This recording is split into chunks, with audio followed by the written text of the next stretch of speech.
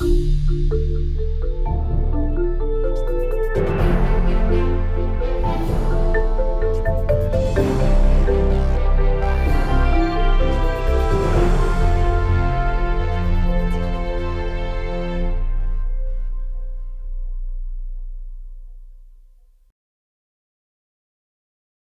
to Hopkins at Home.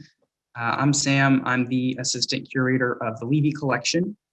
My background is in music performance. I actually got my degree in French horn performance here at Peabody. And today I'm going to be talking a bit about the love for collecting. So I originally thought about just doing a lecture on love songs in the Levy Sheet Music Collection, just because there's so many of them. But I wanted to go a bit deeper than that and explore the actual love for collecting, because I think it's something that everyone can relate to. And also because so much of our current art scene is the result of love and dedication for collecting. There's the Cone collection at the Baltimore Museum just down the street, the Garrett collection at Evergreen, the Barnes in Philadelphia. And I collect playbills and concert programs. I've been doing it ever since I was a teenager, I think. So pretty much any concert or performance I've ever been to, I have the program. And every once in a while, I'll stumble upon that box when I'm cleaning and look through them and sort of relive all of those concerts. But I did want to ask, out of curiosity, does anyone else here have any collections that they're working on or that they have worked on or that are in the family? Feel free to drop those into the chat if you would like, or feel free to unmute yourself as well. While you're thinking about that, I'll just give you a kind of a quick rundown of what I'll be going through today.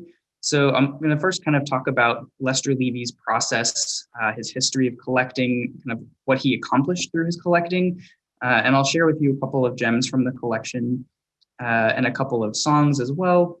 And then I'll take you through some really interesting correspondence I found with some famous people. And then I'll finish with a couple of fun sheet music covers, love songs, and then leave plenty of time for questions at the end. I don't anticipate I'll be talking more than about 35 minutes, so we will have plenty of time.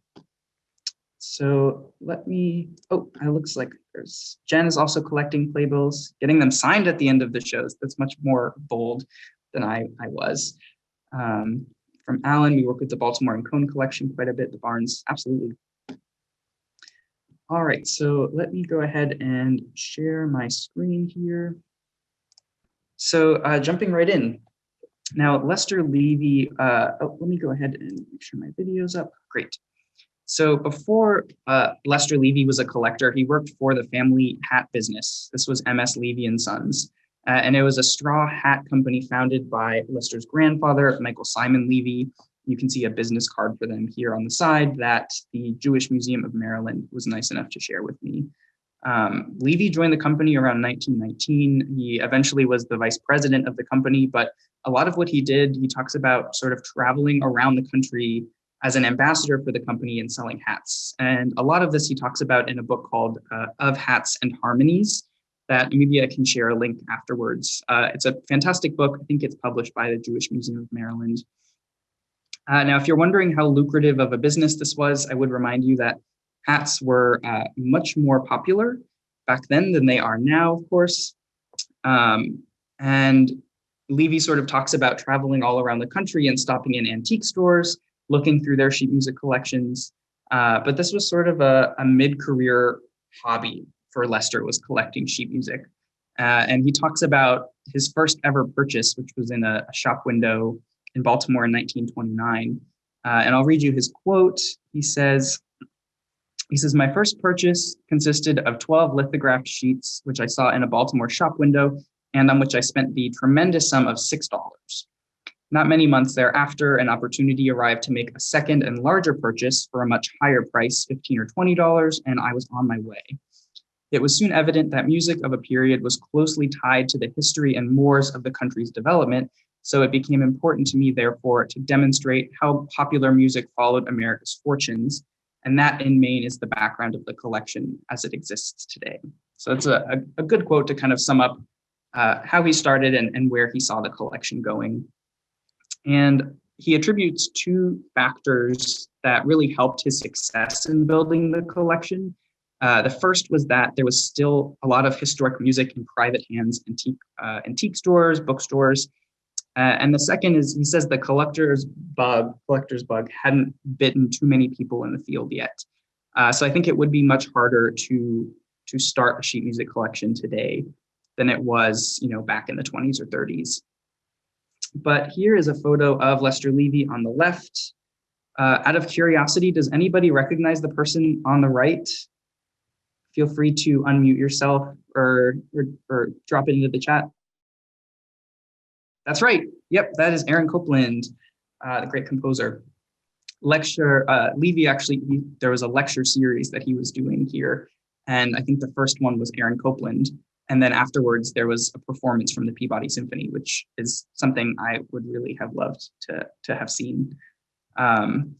So in addition to finding music at antique stores, a lot of the music in the collection he purchased at auction. And once he left MS Levy & Sons, he really started collecting full time.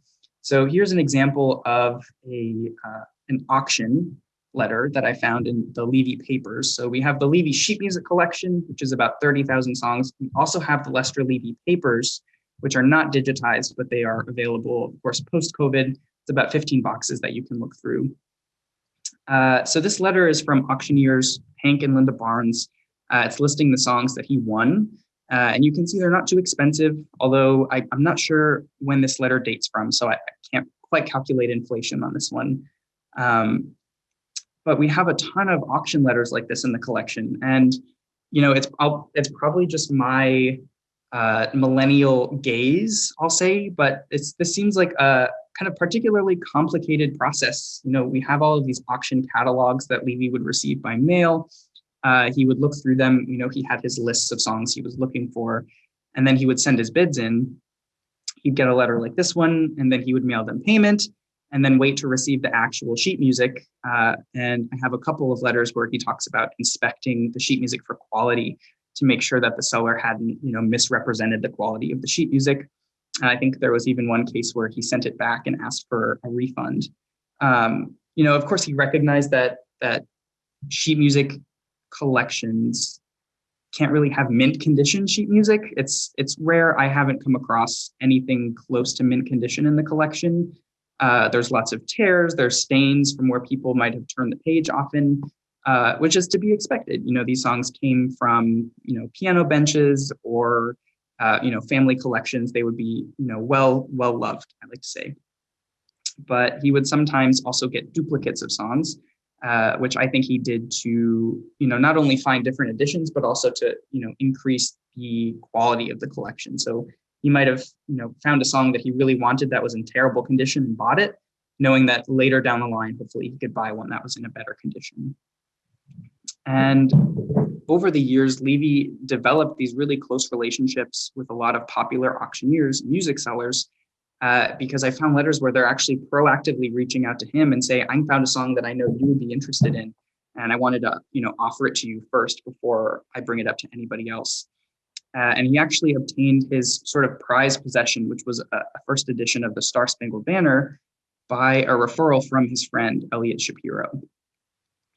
He had this whole group of friends, and we have all of these letters back and forth between them and signatures who would swap music together. They would have social events.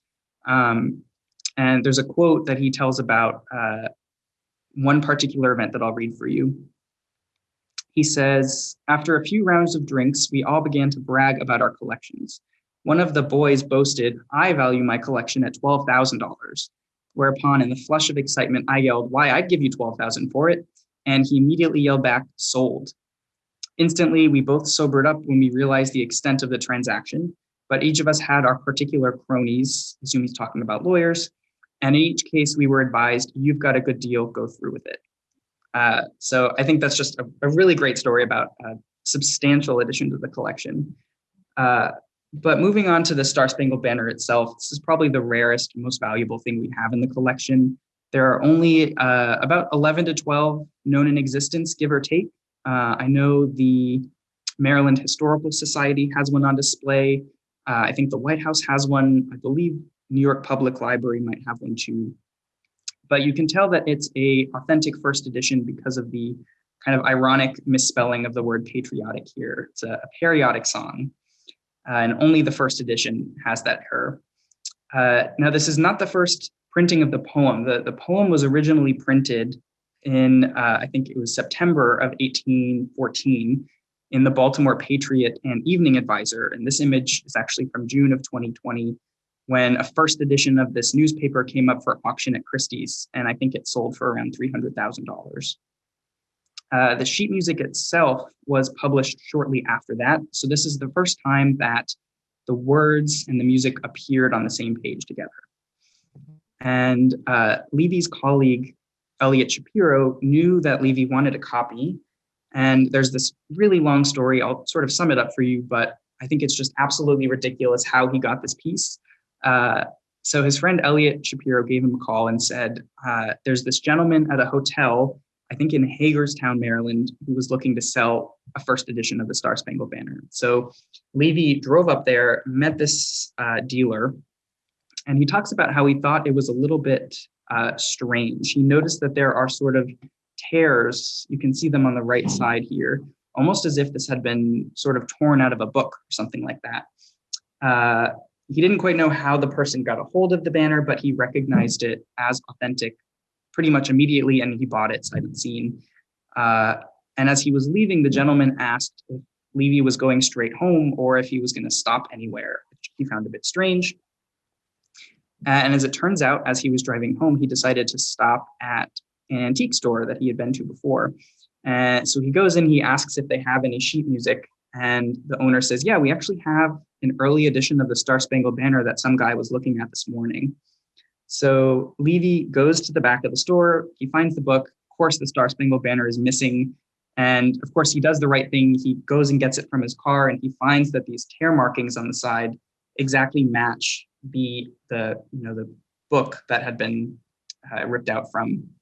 So he immediately gave it back to the antique store owner, who now, of course, knew what he had. It was much more valuable.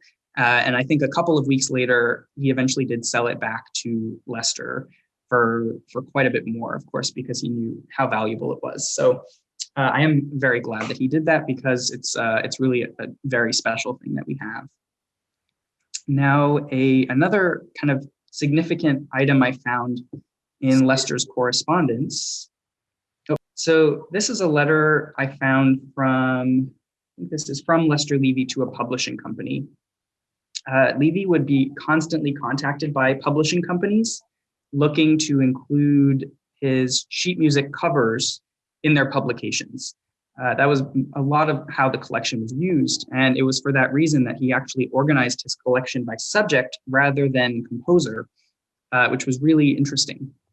So if someone reached out and said, we'd like songs about aviation to include in a publication about early flight, he could easily pull songs. And one of them that he had is the song called Lady Lindy.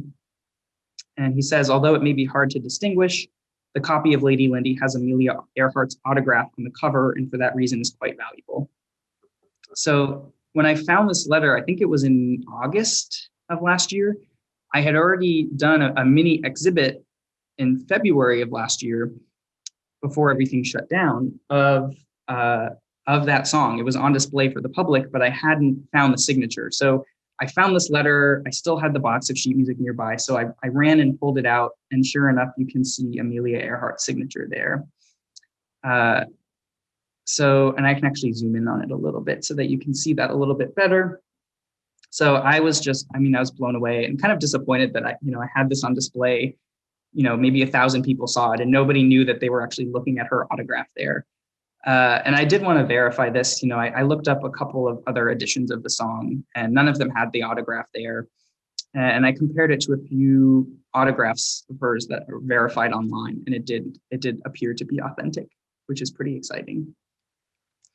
I don't know the circumstances of how he got it or how she signed it, but another signature in the collection I found is on this cover here. This is Our Candidate March, dedicated to William McKinley, and you can see his signature there. Now, a note on signatures, autographs, I use the two terms kind of interchangeably just for ease of repetition, even though, a signature is more for formal legal matters versus an autograph, but you'll hear me use those interchangeably. I come across autographs almost every day going through historic sheet music. Since so many of these songs were pre-owned, a ton of them have the owner's original autograph on them, just like we might, put our name inside of a book. So every time I find one, I get to scrutinize it to try to find, is it just the owner? Is this maybe the composer or a performer?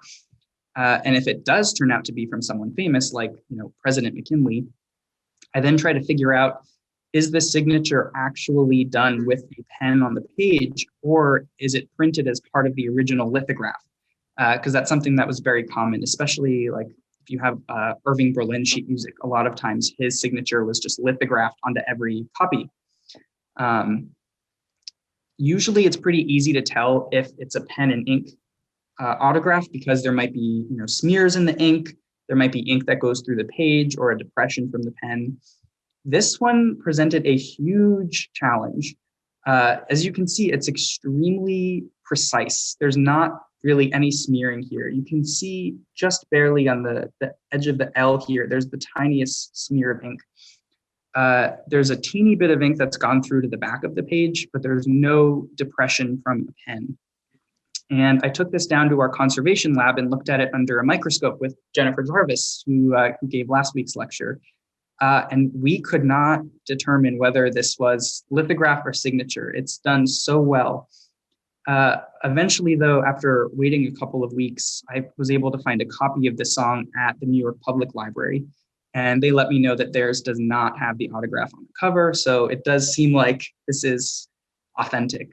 Although, we can't prove it was his hand that was holding the pen. And, nowadays, I feel like there are even machines that can be made that can hold a pen and create an autograph. But it was still an exciting find. So I want to shift a bit to some correspondence. So I'm going to leave PowerPoint here. I'm going to share my screen with my web browser here. All right, so this is from an online exhibit that I made of Lester Levy's correspondence. So this lives on the Levy website. If you have a few minutes, I'd recommend looking through. I have the whole story of the Star-Spangled Banner on there and a couple of other correspondence. But some of my favorite are between Lester Levy and Irving Berlin and Ira Gershwin. So Levy reached out to both of these composers, asking them for information on their music, asking for autographs, and he made the very bold move of offering to make hats for both of them because, of course, his experience in the family was as a hat maker, and it actually worked. So here we have a letter from Irving Berlin. He said, "I meant to thank you before this for the wonderful hat." Now, if anyone's unfamiliar with Irving Berlin, of course, he wrote songs like Alexander's Ragtime Band, Putting on the Ritz, White Christmas, God Bless America. If you haven't already seen it, Carnegie Hall put on a video performance for his 100th birthday where they had sort of all the stars of the day. I think it was in the late 80s. So like Natalie Cole performs, I think even Willie Nelson. But I did want to take a talking break and show you one of the Irving Berlin love songs that they performed on that. Which was I Love a Piano, and it's Michael Feinstein performing. And since we have the time, I'll let the whole thing play. It's only about 3 minutes. I have my volume turned all the way up, so you may have to adjust your volume as well. But this is Michael Feinstein, I Love a Piano by Irving Berlin, and I hope you enjoy it. As a child, I got wild when the band played. How I ran to that man when his hands swayed. Clarinets were my pets and the slide trombone. What blows me away watching him is he never stops smiling. I don't understand how the entire song, he gets every syllable out smiling. It seems painful to me, but I think the whole thing is actually on YouTube. Yep, that was May 11th, 1988 at Carnegie Hall for his 100th birthday. I think he died at 101 and he didn't attend that performance, but I think he watched it remotely. So in all of the introductions, they say, "Good evening, Mr. Berlin." But it's really a special performance. And then one other kind of Berlin love song I wanted to play just a little bit of is Cheek to Cheek from Top Hat with Fred Astaire and Ginger Rogers. So they get through a verse pretty quickly. So I'll play maybe the first 30 seconds or so of this one. Heaven, I'm in heaven, and my heart beats so that I can hardly speak, and I seem to find the happiness I see when we're out together. So like I said, in addition to Irving Berlin, the Levy collection also has a ton of music from the Gershwin brothers, George and Ira. They, of course, wrote, Rhapsody in Blue and American in Paris, Porgy and Bess. George Gershwin was kind of the more well-known of the two brothers. He was the composer who wrote, the melodies, whereas Ira Gershwin wrote, just the lyrics. He was an amazing lyricist. And so Levy reached out to Ira. We have a bunch of letters between them, but this is my favorite one here for a couple of reasons. The first, he says, let's see here. Thank you very much for the pumpkin cap. This took me on a total rabbit hole of trying to figure out what a pumpkin cap was. Because of course, when you Google pumpkin cap, you get pumpkin caps. So I have not been able to find an actual picture of a pumpkin cap. If you happen to have one, I would love to see it, would very much appreciate. I can't tell if that's talking about the style or if that's a particular color of the hat. I hope it's probably this one, but my heart tells me it's not. The letter also talks about Ira Gershwin's head size, which I think this is probably the only place in writing that we have that Ira Gershwin had between a 7 1/8 to 7 3/8 inch head, because Lester made him a couple of hats. And then at the end here, Ira actually asks Lester a question about what the first edition of the song Swanee looked like, which I think just illustrates what Levy had accomplished in his collecting, to the point where Ira Gershwin was asking Levy, what the correct first edition was. So let's see. I did want to play one love song from the Gershwins. The one that I always go to is Someone to Watch Over Me, Ella Fitzgerald's version, which I won't play the whole thing, but I'll play maybe the first 2 minutes or so. And this video is not live, so there's the person who uploaded it has just included a bunch of pictures. There's a saying old says that love is blind. Still we're often told, seek and ye shall find. So I'm going to seek a certain lad I've had in mind. All right, well, I am going to jump back in and show you one more piece of correspondence and then a couple of fun sheet music covers. Let's see here. So another piece of correspondence I found looking through Levy's collection is from Samuel Floyd. And Samuel Floyd, he was the director for the Institute for Research in Black American Music at Fisk University. And he had reached out to Levy. He had identified about 100 Black composers, all pre-1900, that he hoped Levy, would help him find in the collection.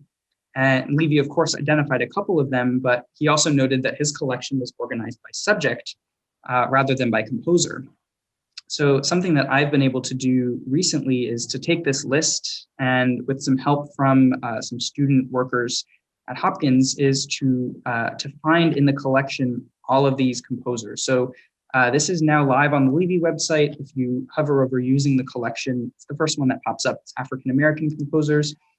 And you can download the full list that Samuel Floyd had identified at the bottom, but these are all of the people we've identified so far in the collection. So if you were to click on W.C. Handy, say, you can see a timeline of his works in the collection. So this has been sort of a project of mine that I'm very proud of that's based on Levy's correspondence. So they're definitely proving quite useful. All right, so I'm going to jump over to some love songs. Now, I didn't pick sort of standard love songs. I wanted to find kind of love for Stranger Things. So the first one I found is called A Cup of Cold Water. And I'll go ahead and re-share my screen so that you can see that one. So this is a cup of cold water. This is from the temperance movement. I think this was published in 1873. So I found we have quite a few temperance songs in the collection and, eventual prohibition songs, but most of them focus on kind of the abhorrence of alcohol, the evils of alcohol. So you'll see titles like Don't Sell My Father Rum from the perspective of a child, or, I'll marry no man if he drinks is another popular one. But this one kind of stuck out to me because it focuses instead on the beauty of a cup of cold water. So we see on the cover here, this man with a glorious beard is holding this cup of water very precariously, I would say. I don't think I've ever held a cup of water like that before. And then in his right hand, he's holding this temperance pledge. So this is John R. Sweeney. Sweeney is the composer. He's an MB, which I'm pretty sure stands for Bachelor of Medicine. Please, if you know that it's something different, feel free to jump in and correct me, but I think it's Bachelors of Medicine. But the first verse of the song, here's some of the music here. It says, "Let others praise the ruby bright in the red wine's sparkling glow. Dearer to me is the diamond of light of the fountain's clearest flow. The feet of earthly men have trod the juice from the bleeding vine, but the streams come pure from the hand of God to fill this cup of mine." And then the chorus goes, "Then give me a cup of cold water, the clear, sweet cup of cold water. For his arm is strong, though his toil is long, who drinks but the clear, cold water." So it's a very interesting song. It's kind of I think a bit of a funny one, especially the way he's holding the cup of water on the cover here. And then I wanted to jump to another song that I actually promised Heidi I would show because it kind of circulated it around the special collections librarians, because it's just one of the strangest love songs I've seen. And it's called "Love Me Like You Used to Love a Sugar Lump." Which, just looking at the cover, I find this kind of a very impressive photo manipulation this is from 1912. And this whole song is from the perspective of a woman, I think it's this woman here, who is begging her husband, who has a sugar addiction, to love her more than this lump of sugar that he's holding in his left hand. And from his gaze, it looks like he's making the right choice. I will also point out that he's wearing a straw hat in this picture, wondering where he may have got that from. So if you zoom in on the bottom right here, you can see, let's see if I can scroll over. It says photo courtesy of Scott and Van Alstine. So I looked them up. They looked like they were doing some publishing of postcards, a couple of projection slides. But I unfortunately couldn't find a recording of the song. Maybe we'll have to commission one. But the only thing I found was it was a newspaper advertisement for a performance of the song in Montana in 1913. So I'll go ahead and stop sharing my screen there. That's everything I brought with me today. If you're interested in learning more, we do have the Levy papers and the Levy collection. The collection is entirely digitized, available online. The Levy papers, you would just have to make an appointment to come see at special collections when we do reopen. But we have about 15 boxes of correspondence, of auctions, speeches, photos. They're all in that online exhibit if you are interested in exploring that deeper. Thank you.